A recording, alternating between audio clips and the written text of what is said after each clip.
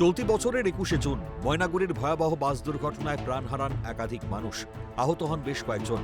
নিহতের পরিবার এবং আহতদের আর্থিক সাহায্যের কথা ঘোষণা করে রাজ্য সরকার।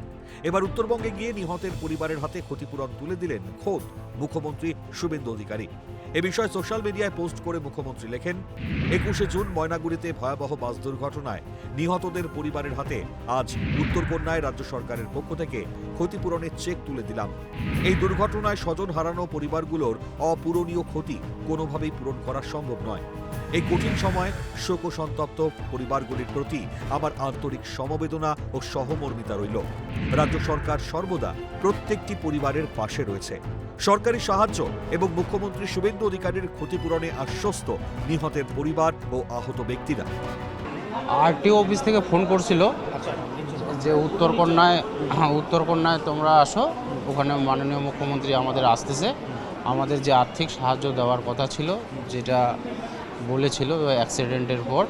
আমরা জলপাইগুড়ি থেকে বাসে চড়ছিলাম, যাইতে যাইতেই ময়নাগুড়ি ঢুকতে কি একটা গাড়ির সাথে ধাক্কা লাগাইলো, তারপরে যে কি হলো আর বলার মতো।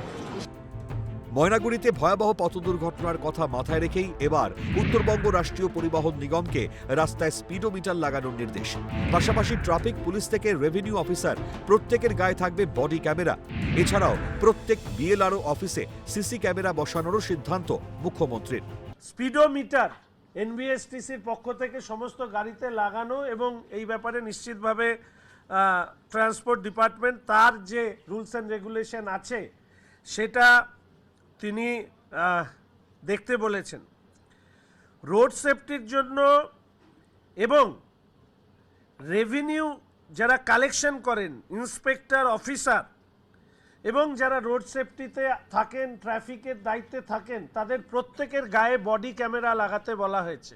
প্রত্যেকটি ল্যান্ড অফিসে, বিএলআরও অফিসে সিসি ক্যামেরা ইনস্টলেশন হবে সর্বত্র এবং এই ব্যাপারে দ্রুত যাতে নির্দেশ দেওয়া হয়েছে এটা যাতে কার্যকরী হয়, যাতে এই সিসি ক্যামেরার মধ্যে দিয়েই বোঝা যাবে যে একজন মানুষ সেখানে কতক্ষণ ধরে আছেন, কি করছেন না করছেন সেটা ধরা পড়বে।